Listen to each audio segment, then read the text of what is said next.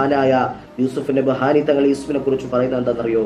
നമ്മുടെ ജീവിതത്തിൽ സർവമാന ഐശ്വര്യങ്ങളും ഉണ്ടാകും, എല്ലാത്തിനും യോഗ്യത ലഭിക്കും, ജനങ്ങൾക്കിടയിൽ ഇഷ്ടം വരുന്നൊരവസ്ഥ വരും. അത് എന്ത് ചെയ്യണം?